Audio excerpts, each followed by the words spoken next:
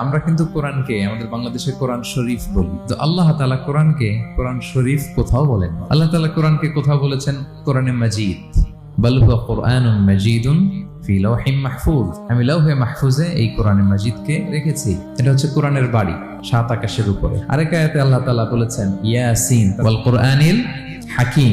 তাহলে আরেক আয়াতে কোরআনে হাকিম বলেছেন, প্রজ্ঞাময় কোরআন, কোরআন শরীফ বলেন নাই। সূরা ওয়াকিয়ার আরেক আয়াতে আল্লাহ তাআলা বলেছেন ইন্নাহু লাকুরআনুন কারীমুন ফি কিতাবিম মাকনুন। এখানে বলেছেন কোরআনে কারীম।